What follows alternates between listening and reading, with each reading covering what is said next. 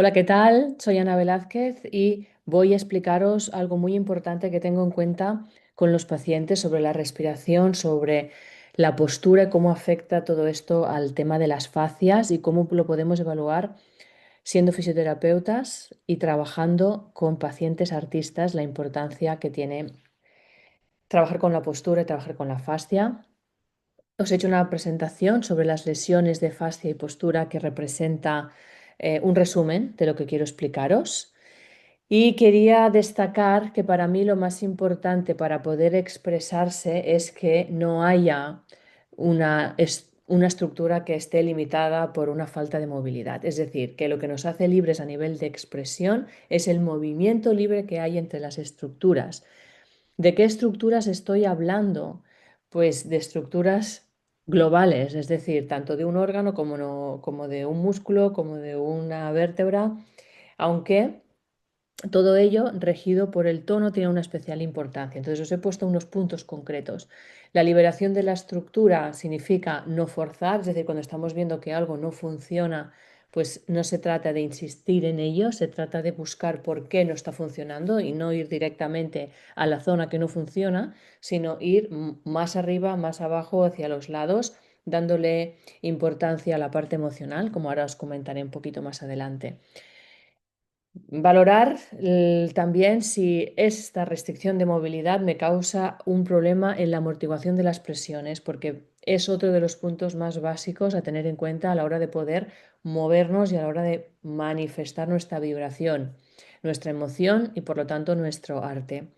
La correcta columna del aire, que os lo he puesto en el punto 3, es indispensable porque si estas amortiguaciones están bien colocadas a nivel de suelo pélvico, a nivel de diafragma y a nivel de sistema diafragmático superior, orofaringio, esta columna del aire tiene sentido. Si esta columna está inclinada o torcida, el sentido se apaga porque tengo que hacer mucho más esfuerzo y van a intervenir estructuras que no están preparadas para ello y es causa de lesión. También es importante la colocación y la posición del cuerpo. Hay puntos extremos de colocación básica como es la posición de la lengua arriba del paladar o por ejemplo, que L3 tiene que estar, tiene que ser la lumbar 3 la más adelantada del cuerpo, la D8 tendría que estar la más posteriorizada y entre este segmento de D8 y L3 es la parte más importante porque es un cambio de forma estructural de columna muy bestia, muy heavy, muy drástico, ¿no? Y por eso está cualquiera de las vértebras que esté modificando, que se está modificando en alguna de estas partes del cuerpo, implica a que este segmento se vea modificado. Si este segmento se ve modificado, se ven modificado también las tensiones y por lo tanto órganos internos que hay en esta parte entre D8 y L3. Y como punto final os he puesto que la postura afecta al tono. No es lo mismo mantener una cabeza anteriorizada que mantenerla entre la parte anterior y posterior, por lo tanto va a afectar al rendimiento final de nuestro cuerpo. Por lo tanto, que las estructuras que se pueden mover mejor serían las que tenemos que vigilar para que se sigan moviendo mejor y que hay unos puntos claves en nuestro cuerpo que son los huesos que hay en la cabeza, los cartílagos, los músculos y por descontado esa fascia que debemos atender que sea lo más flexible posible, aguante presiones y aguante esa componente de amortiguar no solamente a nivel postural, sino a nivel de posición. Voy a explicarlo un poquito más. Andrew Taylor Steele, que fue el padre de la osteopatía, hablaba así de la fascia: por su función vivimos y por su fracaso morimos. Que os he puesto una imagen de lo que es el concepto de poder elongar esa fascia y que tenga ese carácter de tensegridad, otra imagen que os he colocado aquí para entender también que tengamos presente este concepto de hacia donde reciba yo la presión, puedo adaptarme a nivel de movilidad. Esto a nivel de emoción yo lo llevo al campo de ser caña de bambú, como dicen en medicina tradicional china. Si yo soy más caña de bambú que no olmo o un trozo de madera recto, soy recia, pero también soy flexible. Tengo que ser flexible a los cambios para poder adaptarme. Cuanto más rigidez hay en mi cuerpo, es más rigidez mental. Si hay rigidez mental, no entiendo lo que está pasando y puedo estar en contraposición a lo que estoy sintiendo. Por lo tanto, cuanto más coherencia puede haber entre lo que estoy sintiendo, lo que estoy pensando en mi día a día, más coherencia va a haber encima del escenario porque me va a ser más fácil poder sacar, poder emitir, poder trascender esto que me está pasando en el día a día y no llevármelo al escenario, que en el escenario se convierte en tensión, en dureza, en no expresión. ¿Mm? Por lo tanto, todo lo que yo quiera expresar a nivel de escena con la vibración de mi cuerpo que tiene que traspasar por la vibración de un instrumento, por la vibración y el movimiento de mi cuerpo o con el canto, cualquiera que sea la disciplina que yo estoy realizando encima del escenario, aunque sea solo mi voz y por eso necesito el cuerpo o a través del instrumento, necesito que haya esta vibración y por lo tanto esta vibración tiene que ser traspasada por este tejido.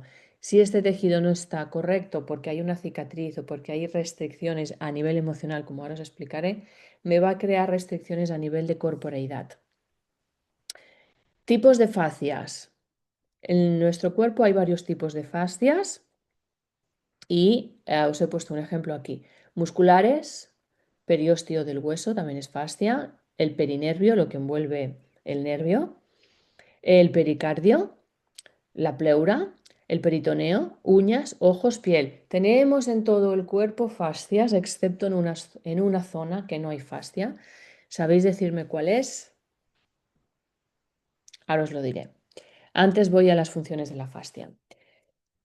La fascia nos envuelve, crea una protección para defendernos y encierra espacios. Envuelve, defensa y encierra espacios.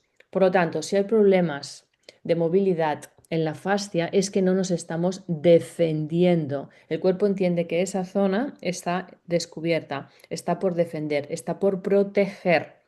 Por lo tanto, hay incongruencia en mi ser, en mi forma de expresión, porque no estoy llevando a cabo algo que es natural en mí. Es un lugar de máxima fricción, la fascia, por lo tanto, es un lugar de roce. Va a haber necesidad de que haya líquido y cuanto más líquido hay, significa que más protección le estoy dando a esa zona. ¿En qué zona del cuerpo hay más líquido? ¿Y cuál es la fascia más importante y qué zona del cuerpo es la única que no tiene fascias? Lo vamos a contestar ahora mismo. Os lo he dicho antes, esta pregunta. ¿Cuál es la única zona del cuerpo en la que no hay fascia? Los dientes. ¿Qué parte del cuerpo tiene más fascia? El sistema nervioso central tiene toda la protección de la dura madre y esa movilidad la necesito para poder tener esa flexibilidad en columna y además que se transmita a nivel de nervio. Por lo tanto, para el cuerpo humano lo más importante es el sistema nervioso, que pueda llegar a tener órdenes a nivel de músculo, órganos, etcétera. Y por eso es la zona donde hay más lubrificación. Y la segunda zona del cuerpo es la del pericardio. Y esta está muy atada también a la vibración y expansión con la retracción que crea a nivel emocional ese propio pericardio cuando estamos en estados emocionales muy distantes. Si yo estoy triste o estoy enojada, tengo un pericardio tenso. Si estoy alegre, tengo un pericardio más flojo, más descendido, que me permite que el corazón se pueda mover. Tenemos una media de 120.000 movimientos diarios en el corazón y 22.000 respiraciones diarias. Esto crea una congruencia constante, que es la parte del cuerpo que más movilidad necesita, más espacio requiere, envuelta y protegida evidentemente por las costillas. Dentro de esta caja torácica debemos pensar que si el pulmón está en restricción o esa fascia está en restricción y crea falta de movilidad y el corazón no se puede mover bien, ya sea por la presión que le hacen los pulmones y ya sea por la retracción propia de la fascia que crea, impedimos movilidad. Me va a costar más, le va a costar más al corazón moverse, voy a gastar más energía, con lo cual voy a ser menos efectivo a nivel de longevidad. Si gasto más energía para mover mi corazón, claro que voy a hacer estos movimientos, pero me va a costar más. Por lo tanto, el corazón se va a cansar antes. Puedo perder calidad y cantidad de vida si estoy haciendo esta opresión constante de fascia en el corazón o de pulmón a nivel de fascia. Si vemos ahora aquí las conexiones que hay a nivel de inserciones importantes, los ligamentos que hay a nivel del pericardio, que se unen a las cervicales, que se unen al esternón, que se unen directamente al diafragma, esto implica entonces, y estamos viendo en esta fotografía, cómo el latido del corazón y por lo tanto la restricción de este pericardio a la hora de movernos o esos pulmones que están presionando esa zona, implica directamente que el corazón se pueda movilizar correctamente. Y si tira más de un lado que de otro, me va a cambiar la tensión de estos ligamentos pericárdicos y va, por lo tanto, a deformar, incrementando esta lordosis y esta cifosis, ya sea cervical o dorsal. Voy a tener, por ejemplo, pues cabezas anteriorizadas, ojivas, causadas directamente por esas tensiones constantes de 120.000 movimientos diarios que tenemos. Y si además hay esta pequeña retracción, pues va a aumentar. No podemos entonces proponernos mejorar la postura si en esta parte tan importante de nuestro cuerpo hay retracción. Por lo tanto, como fisioterapeutas, debemos mirar la movilidad de la caja torácica desde el momento en que el corazón está latiendo, pensando que estamos con estas movilidades y que hay una inserción por arriba, ligamentos que van directamente a la zona cervical y por otro lado al diafragma por el tema de la respiración. Por lo tanto, por arriba unidos, por abajo unidos, el corazón está continuamente moviéndose y está a expensas de esta movilidad. Por lo tanto, importantísimo mirar cómo está la tensión de estos ligamentos y por lo tanto cómo está la relación pericardio-diafragma. La fascia del corazón fricciona el pulmón, la pleura, que es otra fascia la pleura es la que envuelve a los pulmones, es otra fascia que fricciona al pulmón y si no hay suficiente fricción se crea un conflicto que aparece en un brazo, en un dedo, en gatillo, porque va a traccionar de la zona del pecho, va a traccionar hasta la parte distal. Por lo tanto, cuando tenemos un problema de pulgares, ya sea rizolisis, ya sea trapecio metacarpiana, etcétera, o incluso en el brazo, pensemos en esta relación, pensemos qué pasa con la pleura, pensemos qué pasa a nivel de ligamentos pericárdicos, pensemos qué pasa en el diafragma, porque va a tener relación por la fascia. Fijaros que es tan importante esta fascia del pericardio que en medicina tradicional china se considera que el pericardio es un órgano aparte. ¿Y cómo lo podemos evaluar nosotros en fisioterapia? A nivel de terapia manual lo podemos palpar, vemos si hay una caja torácica más rígida, aunque a nivel de goniometría lo podemos mirar con el ángulo de Charpy. En bipedestación, en sedestación, en decúbito supino también lo podemos medir y debería de tener mínimo 75 grados. Si levantamos los brazos debería aumentar a 90 grados. Esta foto está tomada de mi último libro, Deja de dañarte. Luego os digo dónde lo podéis conseguir y los títulos exactos. Y la relación importante de si respiro mal voy a tener un suelo pélvico mal, que no está absorbiendo presiones. Si tengo un sacro que no está haciendo el movimiento correcto, significa que el suelo pélvico tampoco, eso significa que voy a tener problemas intestinales, no va a haber una buena digestión y también implica que no va a haber problemas de respiración. O sea que vamos a ir por los niveles diafragmáticos que os he comentado anteriormente.